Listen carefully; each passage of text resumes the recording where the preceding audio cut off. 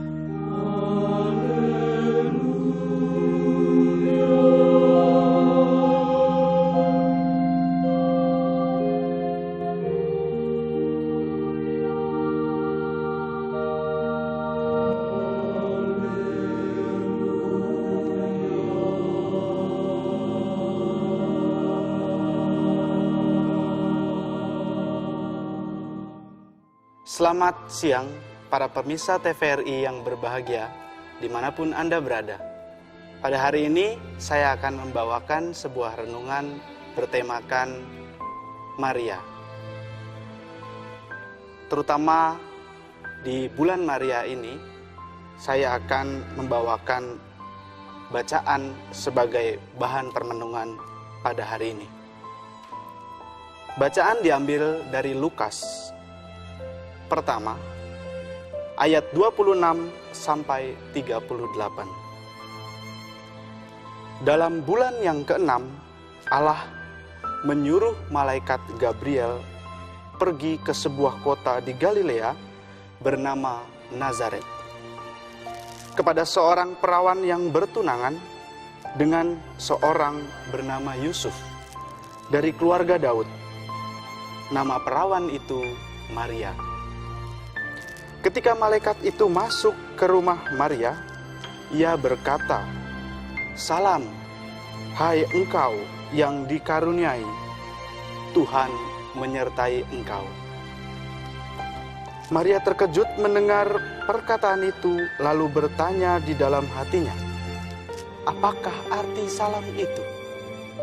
Kata malaikat itu kepadanya, "Jangan takut, hai Maria, sebab engkau beroleh kasih karunia di hadapan Allah. Sesungguhnya engkau akan mengandung dan melahirkan seorang anak laki-laki, dan hendaklah engkau menamai dia Yesus.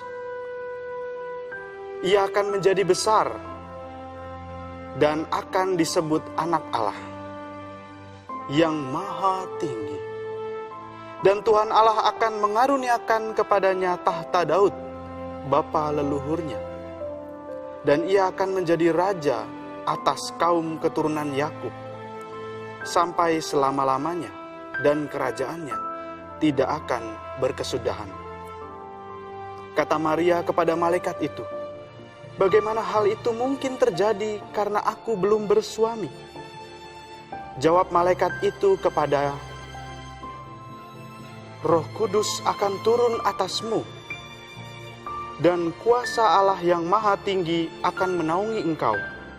Sebab itu anak yang akan kulahirkan, yang kau lahirkan itu akan disebut kudus, Anak Allah.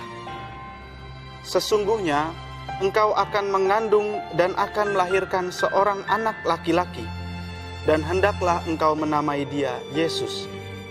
Ia akan menjadi besar dan akan disebut Anak Allah yang Maha Tinggi, dan Tuhan Allah akan mengaruniakan kepadanya tahta Daud, bapa leluhurnya. Dan ia akan menjadi raja atas kaum keturunan Yakub sampai selama-lamanya, dan kerajaannya tidak akan berkesudahan." Kata Maria kepada malaikat itu, "Bagaimana hal itu mungkin terjadi karena aku belum bersuami?" Jawab malaikat itu kepadanya, "Roh Kudus akan turun atasmu, dan kuasa Allah yang Maha Tinggi akan menaungi engkau. Sebab itu anak yang akan kau lahirkan itu akan disebut kudus, Anak Allah. Dan sesungguhnya ia pun sedang mengandung seorang anak laki-laki pada hari tuanya. Dan inilah bulan yang ke-6 bagi dia, yang disebut mandul itu. Sebab bagi Allah tidak ada yang mustahil." Kata Maria, "Sesungguhnya aku ini adalah hamba Tuhan. Jadilah padaku menurut perkataanmu." Lalu malaikat itu meninggalkan dia.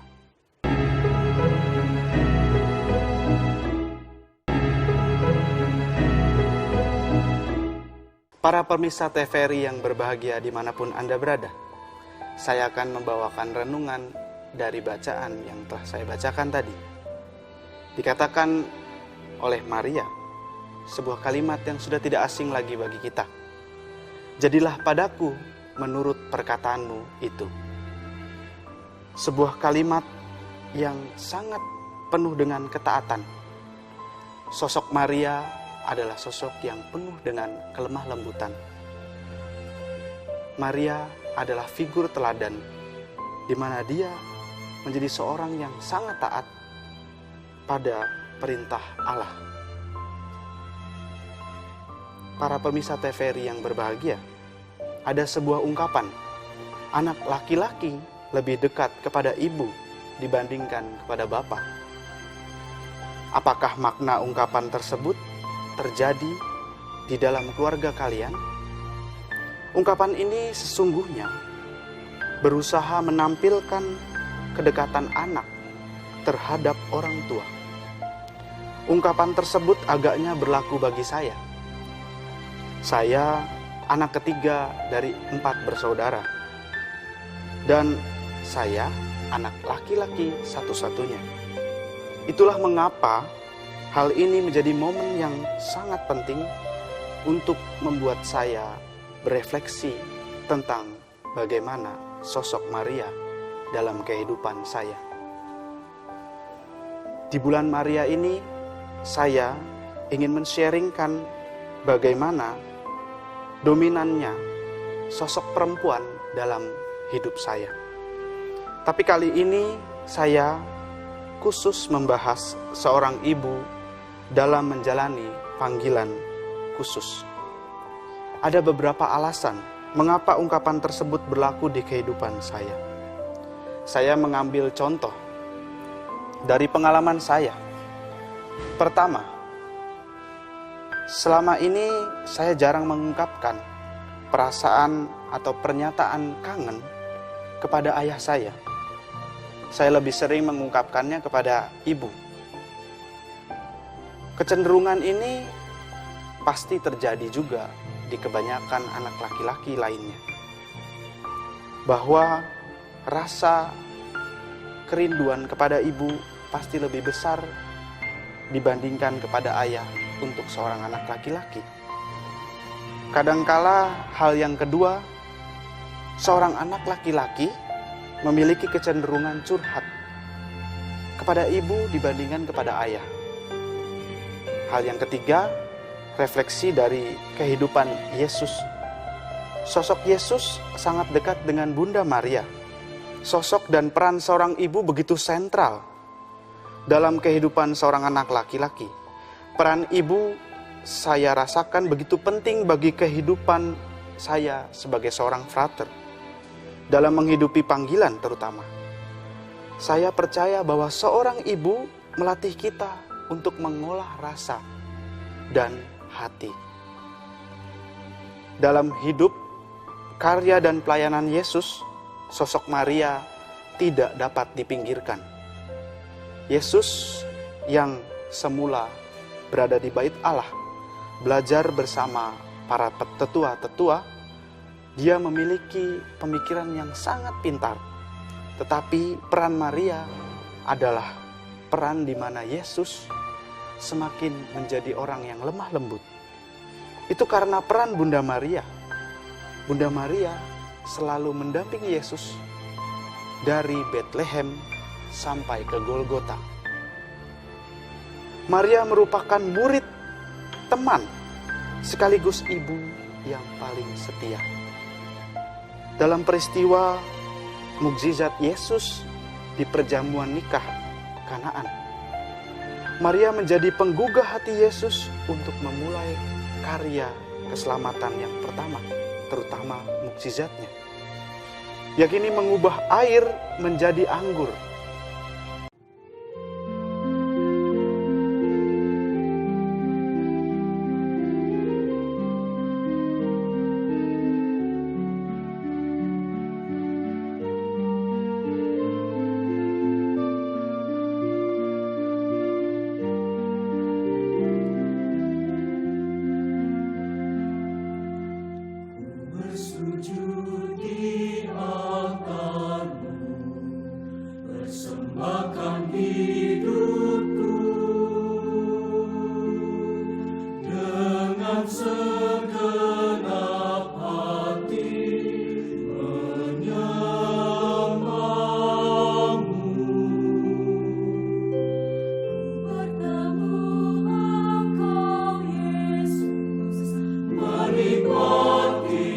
Kasih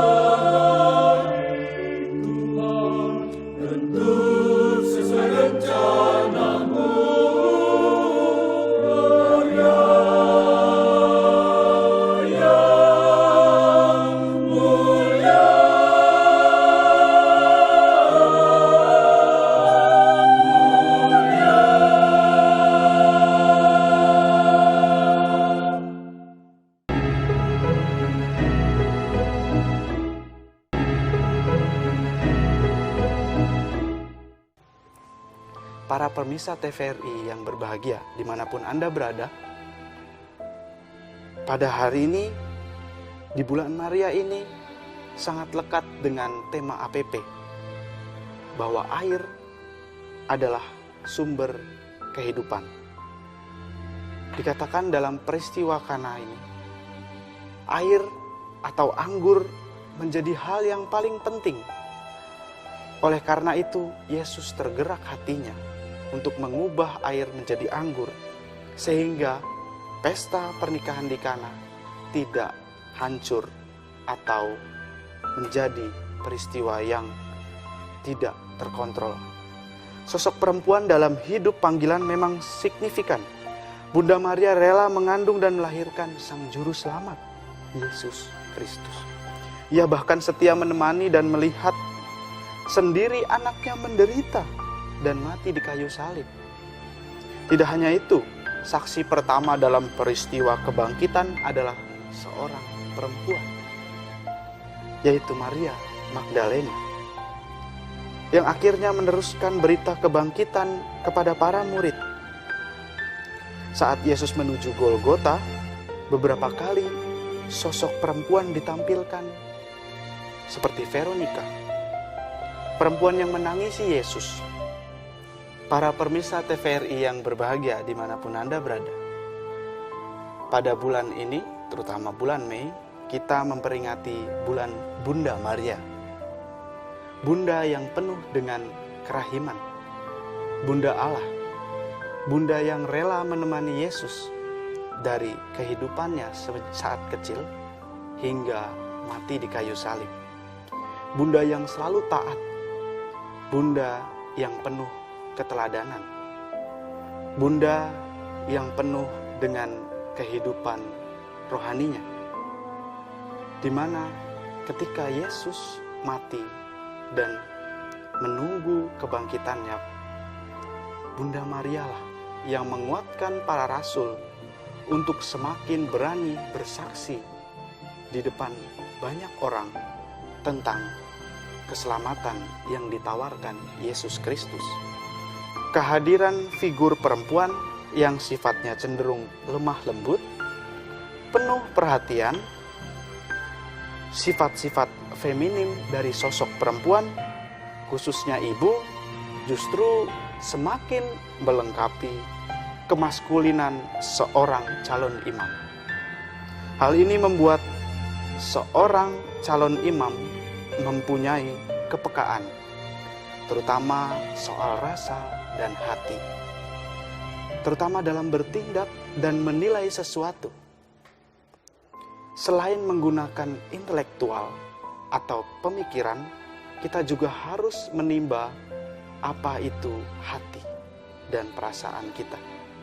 Bunda Maria sungguh mengajarkan kita bahwa kita harus menjadi orang yang lemah lembut dan peka terhadap apa yang terjadi pada dunia ini. Saya teringat ungkapan seorang imam kepada saya yang mengatakan demikian: menjalani panggilan tanpa sosok Bunda Maria itu tidak akan kuat. Lalu imam tersebut menyarankan saya untuk membaca riwayat Santo Bartolo Longo. Longo adalah seorang penganut ajaran sesat yang akhirnya bertobat karena doa rosario. Ia menjadi santo pelindung doa rosario. Hal ini setidaknya menunjukkan bagaimana sisi kelemah lembutan dan afeksi yang bersifat feminim, terutama hal yang kuat dalam diri wanita, justru menjadi kekuatan untuk mengubah hidup seseorang menjadi lebih kudus. Ketika kita ingin mengubah seseorang, sentuhlah hatinya, maka dia akan berubah menjadi sosok yang lebih berani, sosok yang lebih percaya diri, Dengan demikian, panggilan sebagai calon imam justru menjadi lebih utuh dengan dukungan dan tentunya kehadiran sosok perempuan. Dalam hal ini khususnya seorang ibu. Tuhan memberkati.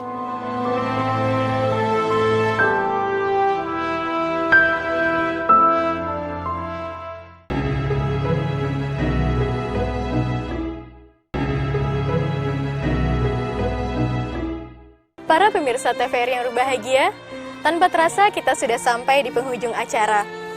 Semoga apa yang disampaikan pada hari ini dapat bermanfaat bagi kita dan kehidupan kita sehari-hari. Saya Kinanti Titi, mohon pamit undur diri, sampai berjumpa kembali pada acara Mimbar Agama Katolik berikutnya. Tuhan Yesus memberkati.